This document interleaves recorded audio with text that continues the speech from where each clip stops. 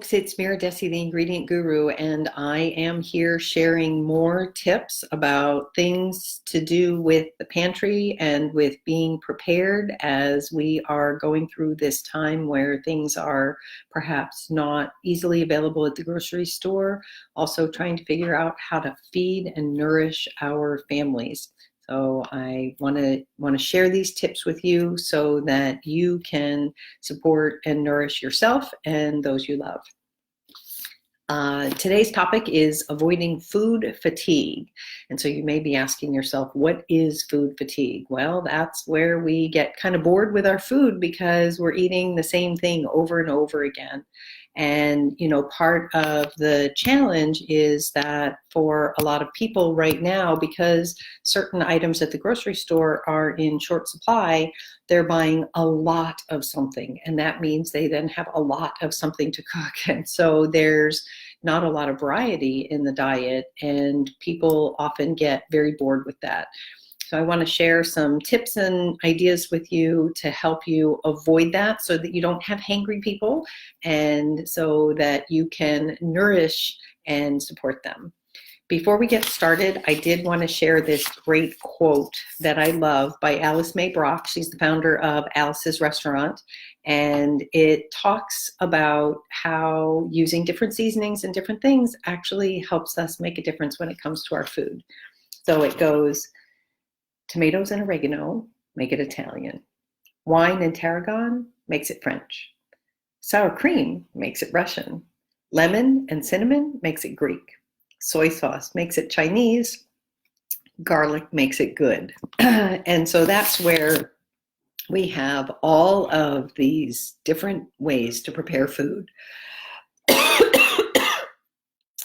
Excuse me. Oh my goodness.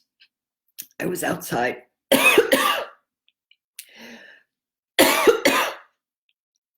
My apologies. I was outside before I came in, and it is yellow pollen season here, and apparently it's catching up with me. Anyhow, we have all of these different ways that we can take a dish, and simply by changing the seasoning, we change the flavor profile, we change what we're doing, so that makes it a lot easier for us to be able to spice things up, if you will. And so, hey, Tina, one of the things I want to encourage you to remember is that at the grocery store right now, even though we have certain sections of the grocery store that do not have a lot of food in them, meat section, dairy section, eggs, those kinds of things, I'm finding that the seasoning section is still pretty well stocked. And so this is where I would encourage you to look at perhaps expanding your seasonings if you need them, or making sure that you have enough in your home. If you're getting a little bit low, this is a good time to buy them. I will share that one of my favorite tips is I love going to stores where they have those pull down bins where you can scoop it yourself, put it in a bag, and then weigh it. And the reason I like that is I find that those are less expensive. You're not paying for the marketing, you're not paying for the container, the shipping, the brand name. You're just paying for what you need, so it's a lot less expensive. I also find that those tend to go fairly quickly. So I think those are fresher. You know, they haven't been put in a bottle that then has this sell-by date that's 2 years down the road. And so I believe you're getting a fresher product when you do that. Obviously, those are dried seasonings and spices. Fresh is always delicious. So one of the things that I wanted to share with you is if you are in a place where you are able to get out of your home, I would encourage you to consider looking at possibly starting a container pot with a few herbs. It doesn't have to be a lot, like you don't have to make this enormous garden, but even just a little basil, a little oregano, you know, maybe a rosemary plant. Those suckers grow like crazy. Then you'd have some fresh seasoning at home, and you don't have to go to the store for those. So that's definitely one way to do it. The other thing that I like to encourage people to consider doing is, just like I told you, a couple of days ago, to consider making up a list of everything that's in your pantry. Look at all of the herbs and spices and seasonings that you have and consider ways that those can be recombined into other flavor profiles so that we can season our food a little bit differently. One important point that I wanted to share with you is that Fresh and dried herbs are not exactly the same. The dried herbs are much more potent. So if you have a recipe that calls for, say, 1 tablespoon of fresh herb, you are going to use 1/3 of that for the dry. So that would be 1 teaspoon, because 3 teaspoons makes 1 tablespoon. So just to be aware of that. So changing up your seasoning, changing up your spices, definitely a good way to change your flavor profile. One of the other things that I like to encourage people to do in order to change their flavorings is to consider marinating a little bit more. You can marinate veggies in, oil and lemon juice or vinegar or different things with some seasoning and spices. Obviously, meats can be marinated as well, but marinating different things allows you to make them a little moister, to change their profile a little bit. One of my favorites is a mustard marinade. That's pretty tasty and pretty tangy. I'll put the recipe for that down below. Also consider changing how you prepare a dish. So if you have something that you're used to doing on the stovetop all the time, is it something you can grill? Is it something you can throw in a crock pot or an instant pot? Each of those cooking methods changes the flavor profile a little bit, simply because of how it cooks them. So maybe it's a little more tender, maybe it's a little more fall apart, maybe the flavor gets sealed in a little bit more. So those are definitely things that we want to look at, and I encourage you to try that. I do happen to have my Fast Fun Freezer Meals program. And in that program, one of the things I do is talk about these different seasonings where you can prep a lot of meals at once, and then you have them in the freezer. But the beauty of it is, because the marinades for those are rather wet, you can cook different dishes a lot of different ways. So for example, I have a maple Dijon pork chop that can be grilled, it can be done on the stovetop, it can be done in the oven, it can be done in the crock pot, because there's a lot of moisture. So look at the amount of moisture that you're putting into your foods, and then look at cooking them in different ways.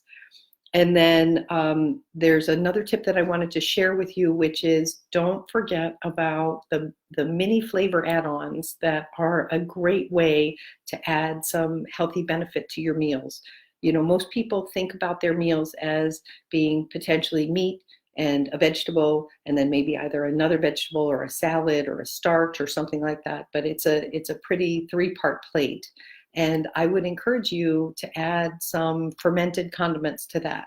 So that could be lacto-fermented, kimchi or old-fashioned sauerkraut, real lacto-fermented pickles, or even using olives, those kinds of things. Those are great, because if they're truly lacto-fermented, not the things that are shelf stable, in the grocery store, but they're usually in the refrigerated section.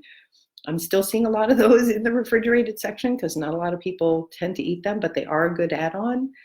They are easy to make at home as well. But one of the benefits with those is it kind of wakes up your taste buds a little bit, and it adds a little extra flavor profile to the meal. It's also adding lactoferments, which are good for our gut, healthy bacteria that help us to digest and to support our wellness status. So that's definitely something that I would like to encourage you to add in. And then, and that falls into a category of foods called functional foods. And so there's one other functional food that I'd like to mention to you as well, which is bone broth.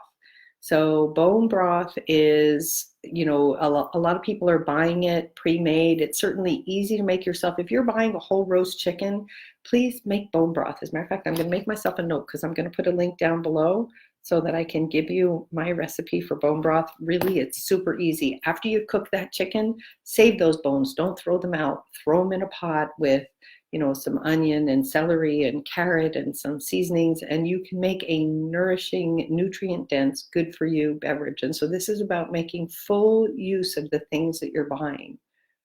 That bone broth can be, you can drink it. It's definitely something that's really delicious and easy to add in, but it's also really great if you're someone who can eat grains.